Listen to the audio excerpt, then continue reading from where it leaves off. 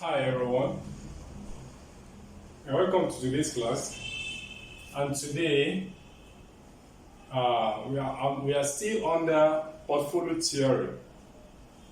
And today we are going to examine shares return. In a portfolio, I define portfolio as a collection of investments. So portfolio is a collection of investments in which an investors which makes up the investors holding. A portfolio can be in terms of what can be held by an individual investors, which comprises of shares and securities and other securities. Likewise, a portfolio of investment can be held by a company, which the portfolio will comprise of capital investment projects. Likewise, companies too also invest in shares of other companies, and like that. Now, how do we now calculate the return from shares of an investor? For example, you have shares in a particular company. How do you calculate the return on such shares? Or how do the company calculate the returns on a particular shares on their investments? So today we're going to examine that to be able to do what, so that we're able to know how to do what to calculate the return on shares. So if you have invested, definitely what will be expected next is return on such investments, which can be in form of dividend or capital appreciation when you later dispose of the such security. So at the end of the day, because the aim of going into business is to do what? Is to maximize your satisfaction in terms of return. So that is just the basic aim of going into any business. So the return expected by the shareholders depend on the performance of the company. The shares expected, the return expected on shares from a particular company depend on the performance of such company. So we are talking about shares now. We are not talking about, so though we have some risk-free rate of return, risk-free investments such as debentures, such as government bonds.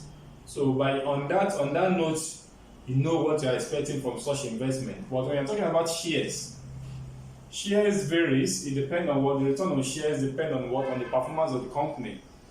So if the company performs very well in a particular period of time, so the shareholders of the company are expected to do what, to have high return.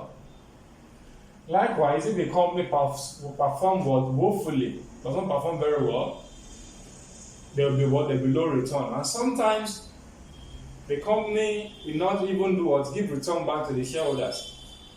We have cases, we have situations that will warrant such a decision, whereby there will be no return to the shareholders. One of such factors can be what? If the company does not perform very well, does not have excess after it has incurred, it has performed its obligation. I mean, in terms of what recurrent expenses, and at the end of the day, it got no profit. So therefore, there will be nothing to do or to give back to the shareholders.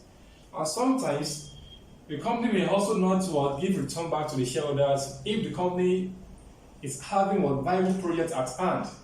At least there are a lot of viable projects in which the company wants to invest on. So you tend to do to retain such money and invest and reinvest in such money on the viable projects. So there are some cases whereby the shareholders of a particular company will tend not to do not to see their return. Though in the long run, it will lead to in a situation whereby the company is plowing back the return from the particular company, is not paying back to them in form of dividend. In the long run, the capital appreciation. Anyway, but let's just center center here on how to compute return on shares. So the formula for that is what? Return is equal to dividend received plus, open a bracket, share price at the end of the period, minus purchase price all over purchase price. So this share price at the end of the particular period, you have to do is subtract it from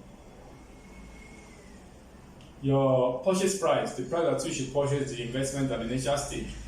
So after that, you have to do what? You divide it by the purchase price. So you had what? You had the dividend received during the period. You add it to it. So we can tend to do what? To summarize in this form by denoting what return with R, while dividend is called what? D1. So open a bracket, use the addition sign here. You have it here. So open a bracket. P1 is what? Share price at the end of the period, minus P0, which is what? Purchase price, all over P0. So where P0 is equal to purchase price, the price at which you bought the shares initially. So the P1 is the security value at the end of the period, at the end of the holding period. While D1 is what? Dividend received, dividend paid by the company during the period in which you received. So therefore, the return on a share consists of two parts, as you can see here. So the return on the share on the share consists of what? Of two parts, which are what? To dividend received and what? To and capital appreciation and capital gains. So on capital gains. So these are to measure the capital gains here. So purchase price, it means what? For you to minus your purchase price from the price at the end of the period. Definitely, this is more than this. So on the other way around, it can also lead to loss, whereby there's a fall in the share price at the end of the period.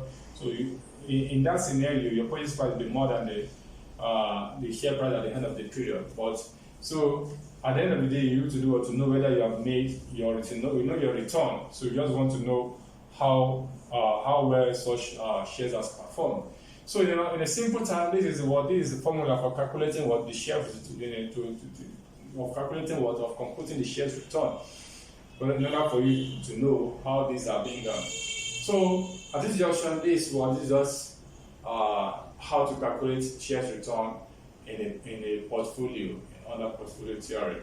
So at this junction, we call it a class now. So at the end of this lecture, I'm going to do what? Come out with some questions and solutions in which we are going to practicalize everything we have learned so far and more that we are still going to learn. I'm going to do what? Practicalize it, solve question on this. So till then, I say, I remain yours, Abdurrahman. Thank you.